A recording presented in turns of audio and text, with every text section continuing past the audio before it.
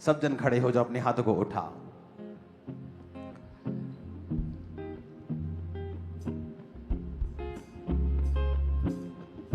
आज मैं पुलपिट पे जल्दी आया हूं और अगले संडे में और जल्दी आऊंगा, और मैं इस बात के लिए पूरा डिटर्मिन्ड हूं, क्योंकि बहुत से काम होते हैं जो आपको टाइम पर ही करने होते हैं। ओके, उठाओ अपने हाथों को।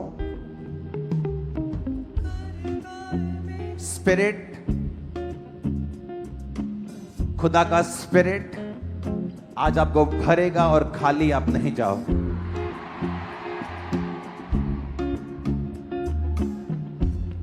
उठाओ अपने हाथों को। Thank you Jesus.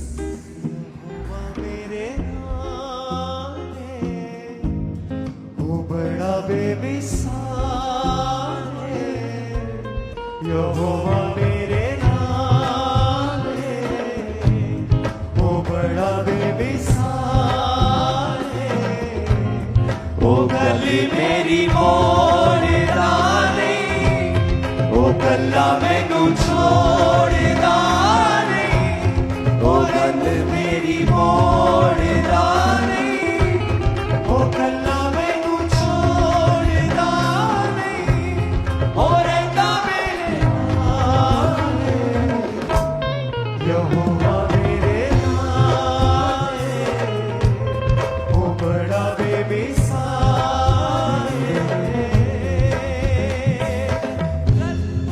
उठाओ अपने हाथों को। पिछले संडे मैंने आपको एक वीडियो दिखाई थी, मजा आया था देख के ना, कि मेरा परमेश्वर कितना परफेक्ट है। अगर आपने उस वचन को समझ लिया, आपके अंदर से डाउट खत्म हो जाएगा कि अगर पृथ्वी 10% दूर होती तब भी ये जीने लायक नहीं होती, 10% नजदीक होती तब भी जीने लायक नहीं होती। परमेश्वर ने उसे परफेक्टली रखा। किसके लिए? आपके लिए और मेरे लिए। आप जानते हैं, वैज्ञानिकों ने एक नया ग्रह खोजा है जो पूरी तरह से पानी से भरा हुआ है। ये उसकी तस्वीर है आपके सामने, पिछली स्क्रीन पर भी इसे ऑन कर दो। इसकी एक और तस्वीर है, ये पूरी तरह से पानी से घिरा हुआ। इसका नाम है TOI 1452b। पूरी तरह से पानी से घिरा हुआ, पूरा पानी है इस पे। जिस तरह पृथ्वी के ऊपर एक समय पूरा क्या था? पानी था। और परमेश्वर ने पृथ्वी को कहा था, सूखी भूमि दिखाई दे, पानी अलग हो जाए।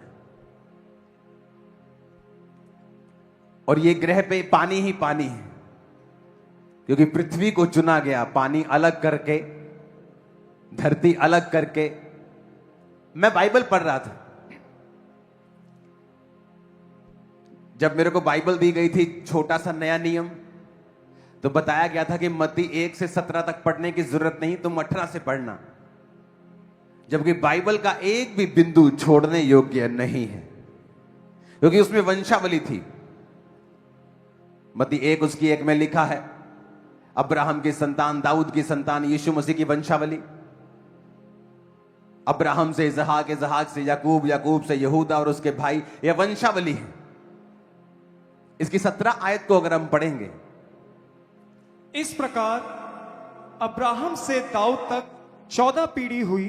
दाऊद से बेबीलोन को बंदी तक पहुंचाए जाने तक 14, बंदी होकर बेबीलोन को पहुंचाए जाने के समय के बाद मसीह तक 14 पीढ़ी। 14 पीढ़ी, 14। आपको लगता है ये इत्तेफाक है? 7 दिन में परमेश्वर ने सब कुछ बनाया, इंक्लूडिंग रेस्ट। ओके, 6 दिन बनाया और 7वें दिन रेस्ट की। आदमी को 6ठे दिन बनाया, क्योंकि वो 7वें दिन नहीं बनाया जा सकता, क्योंकि 7 नंबर परफेक्शन को और खुदा को दिखाता है। प्रकाशित वाक्य में आप 7 नंबर को सिर्फ क्राइस्ट के लिए प्रयोग होता देखते हैं। प्रकाशित वाक्य में 7 बार क्राइस्ट का जिक्र है, 7 टाइम्स। 7 दीवटें, 7 आत्माएं, 7 स्पिरिट्स। और आदमी को छठे दिन इसलिए बनाया गया क्योंकि 6 नंबर 7 के बिल्कुल करीब है। आदमी परमेश्वर के सबसे करीब, सबसे हूबहू उसके जैसा बनाया गया। पूरा वो परमेश्वर नहीं है, इसलिए 7वें दिन नहीं, छठे दिन बनाया गया।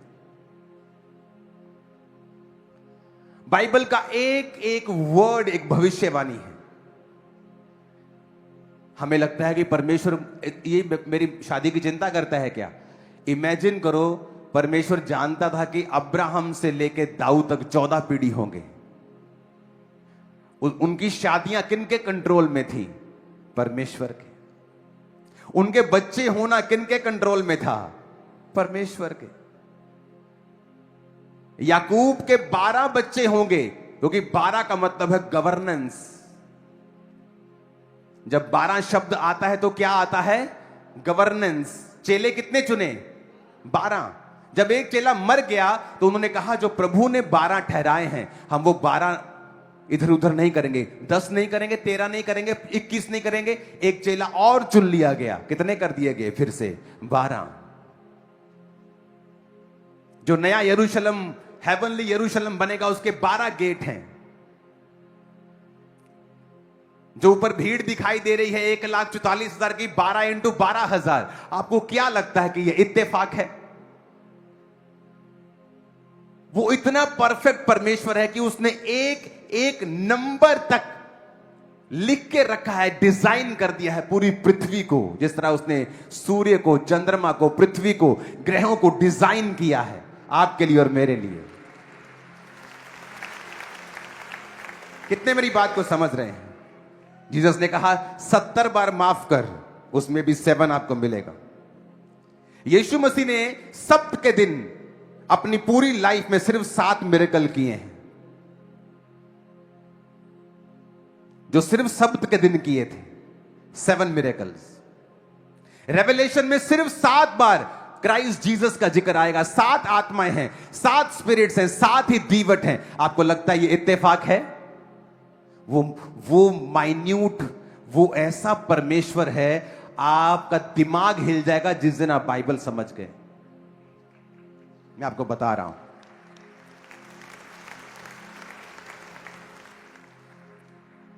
नए यरूशलेम में, विजन ऑफ हेवन में 12 गेट्स हैं, 12 फाउंडेशंस हैं। 7 हफ्तों का उसने, 7 दिनों का उसने हफ्ता बनाया। रेनबो में कितने कलर्स होते हैं? नामान को कितनी बार डुबकी लगाने के लिए बोला? यरीहो की दीवार को गिराने से पहले उन्होंने कितनी बार, कितने दिन चक्कर लगाए? आपको लगता है ये इत्तेफाक है? 7 मतलब परफेक्ट, 7 मतलब खुदा का नंबर। और अगर आप बाइबल को ध्यान से पढ़ेंगे तो वो हमसे बात करता आया है। बाइबल का एक एक वर्ड, अगर आप साइंटिस्ट, जब वो डीप साइंस में चले जाते हैं, क्रिश्चियन बन जाते हैं। अब ये मैंने थोड़ी खोजा है, ये तो मैं साइंस की बात कर रही हूं। ग्रे, मैंने दूसरी फोटो दिखाना, ये पूरी तरह से पानी से ढका हुआ है। NASA found a planet 100 light years away, खरबों किलोमीटर दूर, जो पूरा पानी से बना हुआ है। और पृथ्वी भी कैसी थी? परमेश्वर का आत्मा जल के ऊपर मंडलाता था। ऊंची आवाज में कहो हालेलुया। 7 कलीसियाओं को परमेश्वर ने लिखा। 7 ही सील्स थी, 7 ही ट्रम्पेट थे और 7 ही कटोरे थे। आपको लगता है ये इत्तेफाक है? इमेजिन करो, याकूब के 12 बच्चे होने थे। लिया, राहेल और उनकी 2 दासियां, 4 औरतों में से परमेश्वर को मालूम था 12 बच्चे ही मैं दूंगा। 4 औरतों को के गर्भ को परमेश्वर ने कंट्रोल किया हुआ था। आपको लगता है ये इत्तेफाक है? आपको इत्तेफाक लगता है ये? 4 औरतें सिर्फ 12 बच्चे ही पैदा करेंगी। आपको लगता है ये इत्तेफाक है? उनके गर्भ को, इच्छाओं को भी परमेश्वर ने कंट्रोल किया हुआ था। मैं 16 अगस्त को परमेश्वर में आया, अपनी ओर से तो नहीं आया, मैं तो सुसाइड करने वाला था। जिस रात मुझे बचाया गया, अब 16 जनवरी को ही मेरी वाइफ मुझसे पहली बार मिली। 16 मार्च को मेरी बेटी पैदा हुई। इत्तेफाक लगता है आपको? मेरा जन्मदिन जनवरी को है और मेरा स्पिरिचुअल बर्थडे अक्टूबर को आता है। मेरी वाइफ का जन्मदिन अक्टूबर को है और उसका स्पिरिचुअल बर्थडे जनवरी को आता है। आपको इत्तेफाक लगता है? अगर आप अपनी लाइफ में देखेंगे जो पिछले 5, 10, 20 साल में हुआ, आप देखेंगे कि परमेश्वर ने आपको पूरी तरह से कंट्रोल किया हुआ है। जब आपके अंदर यह फेथ पैदा हो जाएगा कि एवरीथिंग, मेरे घर के चूहे से लेके, कीड़ी से लेके, मेरे गर्भ से लेके मेरे फाइनेंस तक, सब पर परमेश्वर का हाथ है और कुछ भी छूटा नहीं। सडनली फेथ आपकी लाइफ में आ जाएगा कि मेरा परमेश्वर जो इतना कुछ कर रहा है, जो इतना कुछ कंट्रोल में रखता है, कैसे हो सकता है कि वो ये चीज को छोड़ दे। जैसे सडनली आप बाइबल पढ़ते हैं, आपको नजर आने लगता है कि क्यों हर चीज का बाइबल में जिक्र है। एवरीथिंग। 12 गोत्र थे तो 12 चेले थे। 12 नए यरूशलेम के गेट हैं, 12 उसकी फाउंडेशन है, ऊपर 24 प्राचीन हैं। 12 इंटू 2, शायद वो एक धरती का और एक आसमान को रिप्रेजेंट कर रहे हैं। आपको लगता है वो परमेश्वर जो इतना परफेक्ट है, जो इतना कमाल का है, आपको लगता है कि किसी चीज की कमी वो आपके अंदर छोड़ेगा? जब आप इन चीजों को समझ जाएंगे। एक पिक्चर मैंने भेजी है, आप उसे दिखाएं स्क्रीन के ऊपर। ये बातों में मैं क्यों कर रहा हूं? आपको मालूम हो कि सब कुछ परमेश्वर के कंट्रोल में था। सब कुछ किसके कंट्रोल में था? कोई कैसे डिसाइड कर सकता है? चलो एक औरत हो, उसको बोलो जी गर्भ अब बस हो गई, बंद हो गया। दूसरी का बंद हो गया, तीसरी का बंद हो गया, चौथी का भी। 12 बच्चों के बाद एक एक के 10-10 बच्चे होते थे, 12-12 बच्चे। अफ्रीका में तो अभी भी 8-8 बच्चे होते हैं लेडीज के। मैं अफ्रीका में था तो वहां पे एक सिस्टर थी, तो मैंने जब उसने बेबी पकड़ा, मैंने कहा आप कितने बेबी चाहते हो? कहती मैं 8 बच्चे पैदा करना चाहती हूं। उनके वो स्पिरिट, उनके ट्रेडिशन में है, ज्यादा बच्चे चाहिए उनको अच्छा लगता है ज्यादा बच्चे। अभी भी वहां 8-8, 10-10 बच्चे पैदा होते हैं एक औरत के। तो ऐसा क्या हो गया कि 12 के बाद सब चारों स्टॉप हो गई जनना? क्योंकि सब कुछ परमेश्वर के हाथों में था। वो परमेश्वर जिसके हाथों में सारा कुछ है, जो इतना कंट्रोल करता है लाइफ को, समय को, हवाओं को, लाइफ को, जिसको फ्यूचर तक पता है। एक आदमी ने बाइबल का चार्ट बनाया, जिसने पुराने नियम से नए नियम, नए नियम से पुराने नियम। जब उसने उस चार्ट को बनाया तो पूरा गोल चार्ट बना, क्योंकि वो सब एक दूसरे से लिंक करने लग गई थी।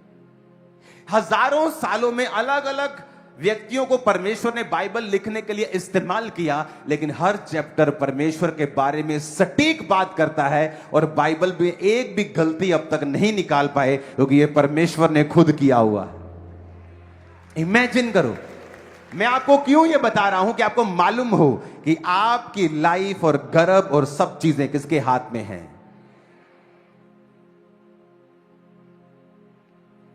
ह्यूमन सेल, आदमी का सेल ऐसे दिखता है, देखो। अगर आप इसे बहुत डिटेल में चले जाएंगे, दूसरी फोटोज दिखाना, ये ह्यूमन सेल है। आदमी के अंदर बताया ना कैंसर सेल होते हैं, दूसरे सेल, ये आदमी का सेल है। वो जो दिखता नहीं है, वो जो माइक्रोस्कोप से भी इतना डिटेल में नहीं दिखता होगा, उसको परमेश्वर ने इतना सुंदर बनाया है। आपकी लाइफ का वो कैसे सुंदर नहीं करेगा बताओ। जो दिखाई नहीं देती, जिनका कोई मतलब नहीं है,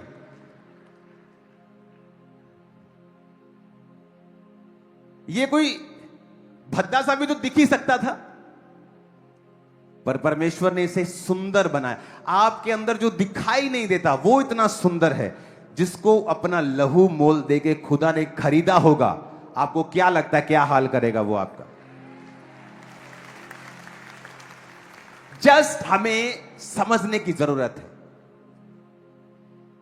कि वो परमेश्वर जिसने उत्पत्ति से लेके प्रकाशित वाक्य तक एवरीथिंग परफेक्ट डिजाइन किया है, उसमें आप भी हैं, मैं भी हूं, उसमें आप भी हैं। हमें प्रभु की प्रेजेंस में रहकर, उसकी प्रार्थनाओं में बने रहकर उस डिजाइन को लेना होता है जो खुदा ने आपके लिए सोचा हुआ है। अगर आपको धर्म का चश्मा लगा है तो फिर भी आप वो नहीं ले पाएंगे। आपको किसी से डर है कि आप बपतिस्मा नहीं ले रहे हैं क्योंकि आपको लोग क्रिश्चियन बन गया कहेंगे, फिर भी आप उस आशीष के काबिल नहीं हैं। आप उस परमेश्वर को मान रहे हैं जिसने शुरू से, अब देखो किसने डिसाइड किया कि अब्राहम से लेकर दाऊद तक 14 पीढ़ी होंगे, बंदी बनाए जाने तक दाऊद से लेकर 14 पीढ़ी होंगे, दाऊद से लेकर मसीह तक 14। अरे वो एक पत्ता नहीं हिलता कहते परमेश्वर की मर्जी के बिना। उनके बच्चे भी खुदा की मर्जी से पैदा हो रहे हैं।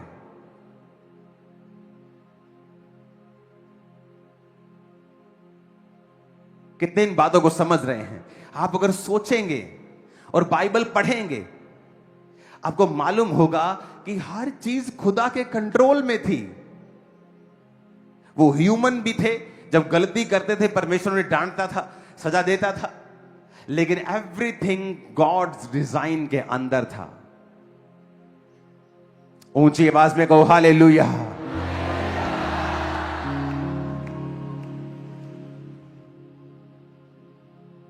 कितने मेरी बातों को समझ रहे हैं? मैंने मिनिस्ट्री को थर्सडे के दिन स्टार्ट किया था और थर्सडे के दिन ही मेरा बेटा पैदा हुआ था। आपको इत्तेफाक लगता होगा, लेकिन अब जब मैं अपनी जिंदगी को समझ रहा हूं, जब मैं बाइबल को समझ रहा हूं और अपनी लाइफ को देख रहा हूं, तो मुझे भी मालूम हो रहा है कि सब कुछ परमेश्वर के कंट्रोल में था। एवरीथिंग, कुछ भी इधर उधर नहीं। आप जैसे रियलाइजेशन में आते हैं कि मैं उस बड़े परमेश्वर को मानता हूं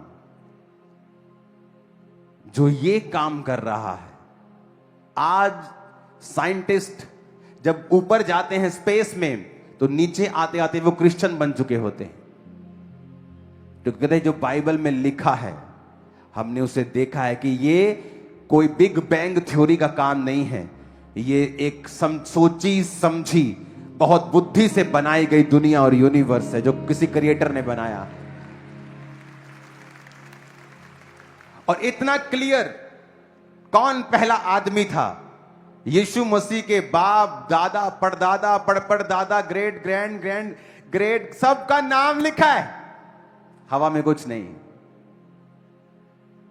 कुछ हवा में नहीं है।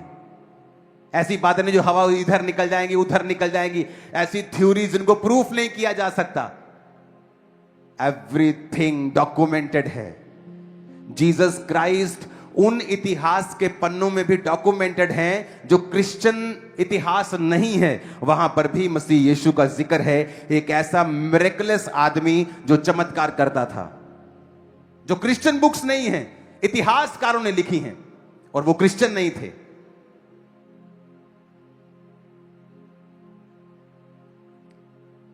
और वो परमेश्वर, जब हम बाइबल में पढ़ते हैं कि पृथ्वी बेडोल और सुनसान पड़ी थी, लोग बोलते हैं कि फिर डायनासोर कब आए?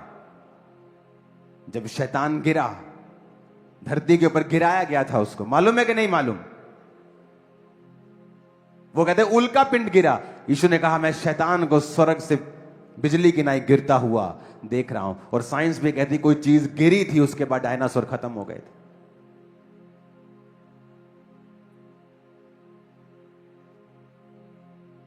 उस परमेश्वर को आप मानते हो जिसने आपके सेल को इतना ब्यूटीफुल बनाया है,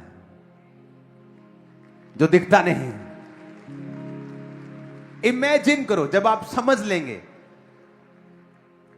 कि सब कुछ मेरे लिए है, खुदा मेरा महान है, आप कंप्लेंट करना बंद कर देंगे और उसकी तारीफ करेंगे रोज। अपने घुटनों पे आओ सब चर्च। यहोवा मेरे अपने घुटनों पे आकर अपने हाथों को वर्शिप में। इससे पहले कि मैं आप लोगों के लिए प्रेयर शुरू करूं, आप खुदा से कहेंगे, आप कंप्लेंट नहीं करेंगे, आप प्रभु को प्रेम करेंगे, उसके करीब रहेंगे, आप वायदा करेंगे कि खुदाबंद आज से मैं प्रशंसा करूंगा। जब आप लोगों पे आज प्रेयर हो जो फ्रंट पे हैं, कल से आप फास्टिंग करेंगे, ओके 21 दिन, और आप खुदा की प्रशंसा करेंगे और उससे कहेंगे तू महान है, तूने मेरी जिंदगी को खूबसूरत बनाया है, और मैं विश्वास करती हूं कि मैं इस गर्भ के फल के साथ जल्दी गवाही देने के लिए जाऊंगी। अपने हाथों को उठाकर खुदा से कहो, जो कुछ मैंने गलत किया, जो मैंने पूरा नहीं किया, मैं उसकी माफी मांगता हूं। उठाकर अपने हाथों को वर्शिप करेंगे इस प्रार्थना के साथ। यहोवा मेरे नाम है, ओ बड़ा बेमिसाल है। यहोवा मेरे नाम है, ओ बड़ा बेमिसाल है। ओ गली मेरी मोड़ डाली, ओ कल्ला मैनू छोड़ डाली, ओ गली मेरी मोड़ डाली, ओ कल्ला मैनू छोड़ डाली, ओ रेंदा मेरे नाल है, यहोवा मेरे नाल है, ओ बड़ा बेमिसाल है। लफ्ज़ां च हुंदी ना बयान, कुदरत ओदे सोहणे नाल दी। लफ्ज़ां च हुंदी ना बयान, कुदरत ओदे सोहणे नाल दी। सच्चा है ओ मेरा निगहबान, करदा है राखी मेरी जान दी। मीठा गाओ सितार, और मीठा गाओ इसको। लफ्ज़ां च हुंदी ना बयान, कुदरत ओदे सोहणे नाल दी। सच्चा है ओ मेरा निगहबान, करदा है राखी मेरी जान दी। ओ रखदा ख्याल है, यहोवा मेरे नाल है, ओ रखदा ख्याल है, ओ बड़ा बेमिसाल है। ओ गल मेरी मोड़ डाली, ओ कल्ला मैनू छोड़ डाली, ओ गल मेरी मोड़ डाली, ओ कल्ला मैनू छोड़ डाली, ओ रेंदा मेरे नाल है, यहोवा मेरे नाल है, ओ बड़ा बेमिसाल है। यहोवा मेरे नाल है, ओ बड़ा बेमिसाल है। करदा है मेरी फिकरां, मंगण दी लोड़ ना मेरी है। करदा है मेरी फिकरां, मंगण दी लोड़ ना पैंदी।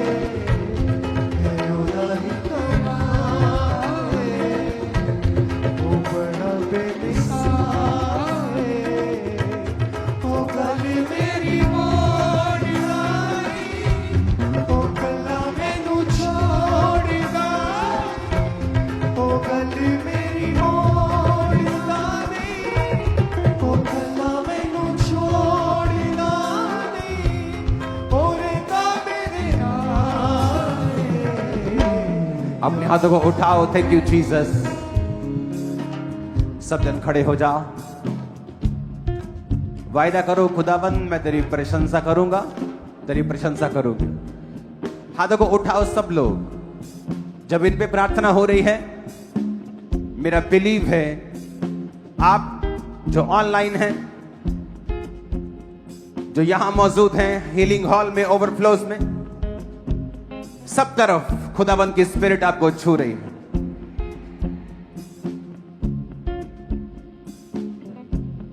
हो सके अगले कुछ हफ्ते आपको मेन ब्रांच को अटेंड करना है, ओके? क्योंकि नेक्स्ट वीक मेरे पास वर्ड है आप लोगों के लिए। हाथों को उठाओ और खुले खुले रहो, क्योंकि मैंने आप पर ले हैंड नहीं करना है, ताकि स्पिरिट आपको डिस्टर्ब ना हो। आप इधर उधर से कोई धक्का लग रहा है, क्योंकि मैंने आपको छूना नहीं है। तो आप खुले खुले जितना खड़े होंगे और आत्मा में रहेंगे उतना आप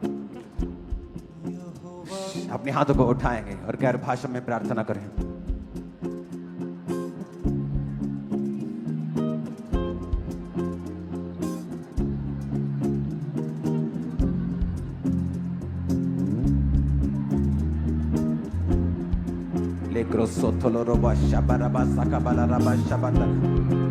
और कोई किसी को टच नहीं करेगा।